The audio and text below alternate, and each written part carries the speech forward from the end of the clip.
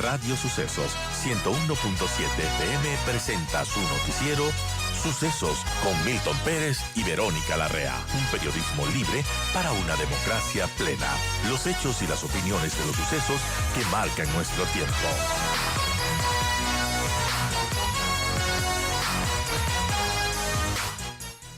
¿Qué podemos pensar de lo que fue el diálogo entre representantes del gobierno y de la CONAIE ayer? Se vio como que el gobierno ha cedido bastante, la CONAIE quizás menos, mantiene una posición más radical, pero se está dando el diálogo y eso quizás es positivo. ¿Cuál es tu lectura, Ariana? Gracias por estar con nosotros, bienvenida. Muy buenos días, muchísimas gracias por la invitación, qué gusto estar esta mañana conversando con ustedes. Definitivamente creo que el diálogo es importante, creo que tras 15 días de paro todos estamos esperando este encuentro, que por supuesto se pudo haber dado muchísimo antes. En todo caso es importante que ya estén conversando. Sin embargo, creo que el planteamiento inicial de 10 puntos ahora se está convirtiendo en una lista un poco más larga. Entonces, en ese sentido creo que también hace más difícil que se pueda dialogar sobre algo que inicialmente no estaba contemplado. Entonces, definitivamente lo neural para el movimiento indígena en este momento es el precio de los combustibles, y este es un pedido que está planteado desde octubre del año pasado. En octubre del año pasado el primer ofrecimiento del gobierno fue congelar en los precios que estaban hasta el domingo, que eran 1.90 y 2.55, y de ahí la reducción de los 10 centavos. Creo que el tema importante también es la focalización, pero recordemos que la focalización es como una pelota cuadrada. Todo el mundo habla de focalizar, pero no es tan fácil. ¿Por qué? Porque ¿cómo se materializa? O sea, en principio todos estamos de acuerdo que se debería focalizar, pero la forma de ejecutarlo no es tan fácil. Porque ¿cómo se haría? ¿Se entrega a través de otro subsidio? ¿Se entrega como una tarjeta? Es algo que realmente toma tiempo de planificar, de modo que no se creen incentivos perversos que compliquen más la situación fiscal y que realmente el subsidio no llegue, o el beneficio de este programa no llegue a quienes tengan que llegar. Y eso es algo que a mi criterio no se va a resolver en 2 días, porque si fuera tan fácil focalizar el subsidio, creo que lo hubiéramos hecho hasta hace 10 años atrás. Entonces, creo que como ciudadanos tenemos que entender que esto no va a ser un proceso de la noche a la mañana, al menos el tema de la focalización de los subsidios.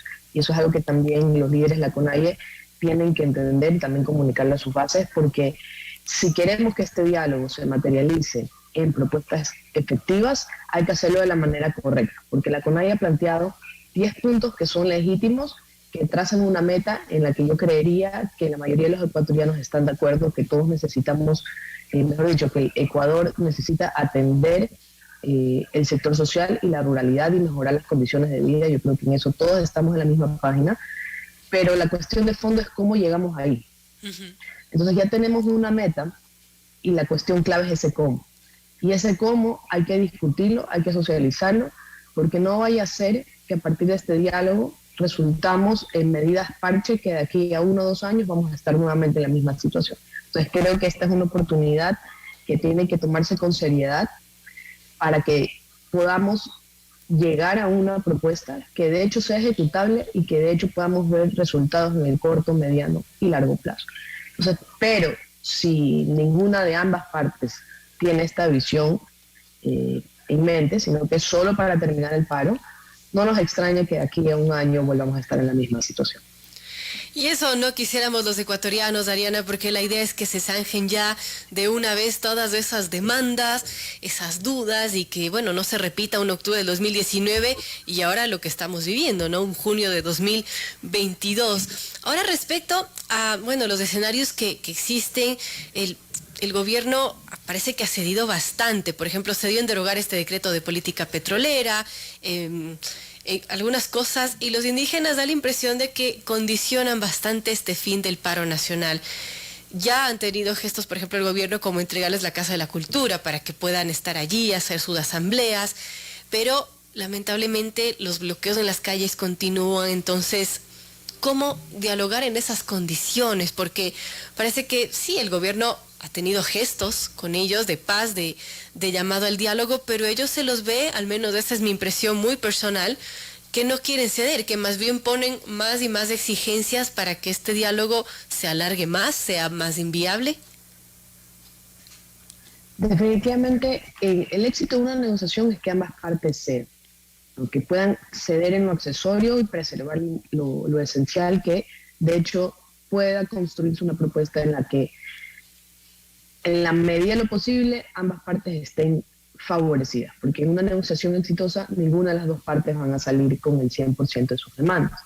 Entonces, eso es algo que creo que las dos partes tienen que entender. Creo que el gobierno ha cedido en bastantes cosas que algunos pensábamos que no iba a ceder, y la CONAIE en ese sentido también tiene que ceder. Justamente en esta mañana leía sobre un ataque a un convoy militar, que de hecho un militar murió, y esas son cosas que también Leonidas Issa tiene que hacerse cargo, y también tiene que llamar a que las bases continúen su resistencia, porque recordemos que el derecho a la protesta es legítimo, enmarcándose en los parámetros que indica la Corte Constitucional, los parámetros que indica la Constitución y la Corte Interamericana de los Derechos Humanos. Y definitivamente en esos parámetros no incluye atacar, por ejemplo, un convoy militar o cerrar el paso o afirmar que se dan corredores humanitarios para que pase el oxígeno en un hospital, ¿no? Ahí ya estamos hablando que, y el mismo hecho, que Leonidas Issa reconozca que ha dado orden de un corredor humanitario, nos da cuenta que esto ya hace mucho tiempo dejó de ser algo pacífico en el que hubiera sido más fácil que ambas partes se pongan de acuerdo. Entonces, creo que el gobierno ha cedido en lo que le toca ceder, y ojo, el gobierno también tiene la responsabilidad de mantener el orden público. Y yo creo que desde ahí también se agarra la CONAIE a decirnos, digamos, que pare este uso de la fuerza progresiva. Sin embargo, si no hay una desescalada de los actos que incitan o que hacen necesaria la fuerza, el uso progresivo de la fuerza, vamos a seguir en el mismo lugar. Entonces creo que también Leonidas Issa en varias ocasiones sí ha hecho los llamados a que las bases mantengan esto en los parámetros pacíficos, pero creo que podríamos acordar que en varios casos se les fue de las manos. Y esto es algo que definitivamente la CONAIE tiene que hacerse cargo y tiene que hacer un llamado que esto se mantenga en los niveles pacíficos, porque de otra manera no va a avanzar el diálogo, y también va a tener que lidiar con la opinión pública, ¿no? Y que se va a reforzar esta narrativa de que la CONAIE es un movimiento golpista, de que la CONAIE no busca la paz, y esto a largo plazo les va a... Pensemos también que se vienen elecciones en 2 años, y posteriormente las elecciones presidenciales. Pensemos en el rol que tuvo Pachacutic en estas elecciones presidenciales, y es algo que yo, a mi criterio, siendo un actor político, por noción de supervivencia política, es algo que tampoco se la deberían jugar. Pero definitivamente creo que todos nos beneficiamos con que las protestas mantengan su legitimidad dentro de lo pacífico, y que utilicen también los canales de influencia que tienen. Recordemos que Pachacutic también es la segunda bancada más grande de la Asamblea. Entonces, hay muchos espacios donde se puede presionar sin necesidad de caer en estos actos, que recordemos que son vidas humanas que están en juego, ¿no? Por supuesto. Amigos, 7:58, estamos dialogando con la politóloga Ariana Tancas. Todos sus comentarios, sugerencias pueden hacerlos ahora. En Facebook estamos transmitiendo en vivo nuestro Facebook Live. Estamos como Radio Sucesos de Ecuador, y en Twitter e Instagram como @Radio Suceso DC. Ya que Ariana tocó el tema de la Asamblea. Hoy a las 11 de la mañana se reúne el Pleno de la Asamblea para debatir acerca de una posible destitución del presidente Guillermo Lasso, aduciendo el artículo 130 de la Constitución. Y bueno, haciendo números, a favor máximo entre los votos de UNES y Pachacutic y alguno que otro independiente tendrían unos 72 votos, pero no llegan a los 92 que necesitarían, según el plan correísta, para destituir al presidente. ¿Cómo vemos esos escenarios respecto a una posible aplicación de este artículo 130, Ariana? Bueno, como bien lo has mencionado, creo que todos estamos de acuerdo que no hay los votos. Varios miembros incluso de la oposición han mencionado que no existen los votos.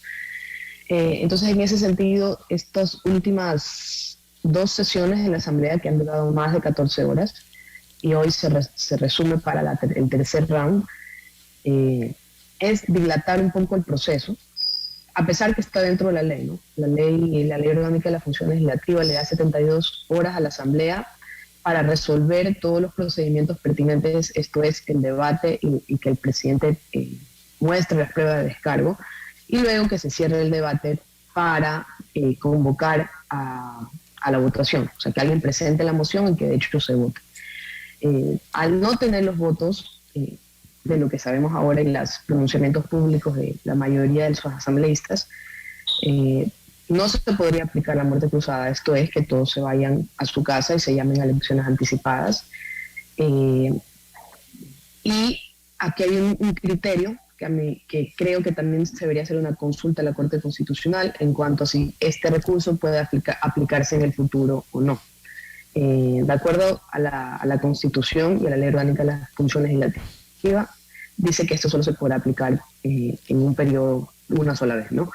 Pero hay criterios en los que no queda tan claro si es un periodo legislativo o si es que no se consume la destitución, entonces no se puede volver a aplicar. Entonces esto es algo que también la Corte Constitucional podría pronunciarse para reducir incertidumbre.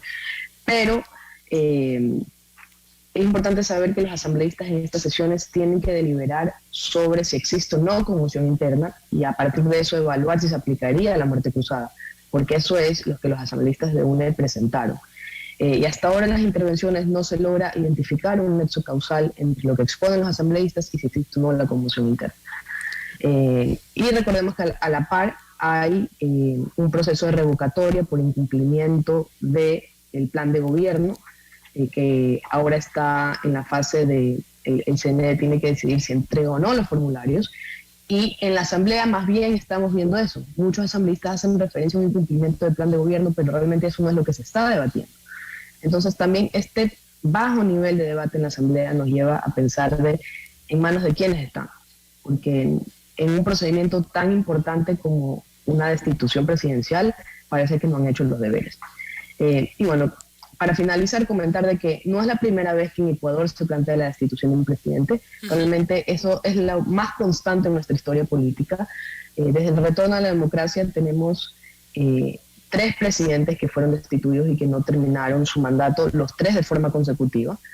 Incluso antes, ¿no? Hay data desde 1830 cuántas veces hemos votado presidentes de su mandato, cuántos triunviratos, etcétera. Esto es bastante normal en nuestro contexto político, lamentablemente, y yo creo que ahí hay una lección muy clara. Votando presidentes no mejora el país, no, independiente si nos cae bien o mal, porque en ese caso, cuando la oposición de Rafael Correa se planteaba destituir a Rafael Correa, tampoco estaba bien, porque se lo eligió democráticamente y a pesar de que existan salidas constitucionales, no obviemos que estas salidas constitucionales también pueden ser cooptadas por grupos que buscan un poco aprovecharse de esta conmoción.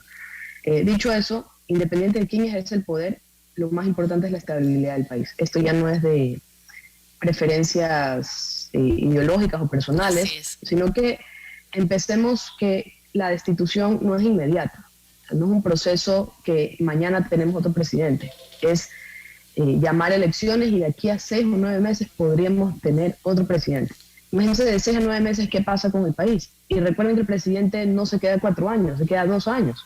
Entonces ahí se unirían elecciones seccionales y luego otra vez elecciones presidenciales para que tener 4 años más a otra persona. ¡Qué locura! Entonces, es un cambio de uno a otro y nuestra misma historia nos ha enseñado que votar presidentes no soluciona los problemas. Porque si ese es el planteamiento que se está teniendo ahora, Ecuador fuera Dubái de tantos presidentes que hemos votado. ¿Por qué? Porque eso solo soluciona un aspecto de forma. Y es curioso, ¿no? Uno revisando la historia, pocos son los que realmente han terminado sus periodos establemente. Hay una serie de cambios, de revueltas desde 1830 que es impresionante. Exacto, entonces si algo podemos aprender de nuestra historia es que votando presidentes no se solucionan los problemas de fondo. Sería maravilloso que fuera así de fácil, vota el presidente y mejora la pobreza del país o mejora las condiciones de vida. Fuera increíble, pero no es tan fácil, no es una solución inmediata y creo que todo lo que el país necesita es estabilidad. Así es. Estabilidad y utilizar las vías institucionales que pueden mediar el conflicto, porque la política no es la ausencia de conflicto, la política es conflicto y cómo se maneja el conflicto.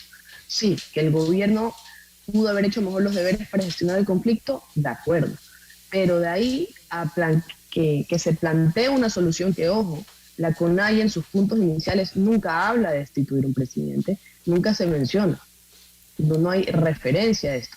Y en el diálogo ni se hace referencia a este punto, por obvias razones. Entonces, que no nos vendan la destitución presidencial independiente si nos cae bien o mal el presidente como una solución a los graves problemas que tiene este país, porque eso simplemente demuestra que no hay seriedad para asumir con responsabilidad los retos que tenemos que enfrentar. Y ahondaría en la inestabilidad del país que no necesita. Ariana, entiendo que tiene que retirarse, que tiene que cumplir cosas en su agenda, así que la liberamos de esta entrevista y muchísimas gracias por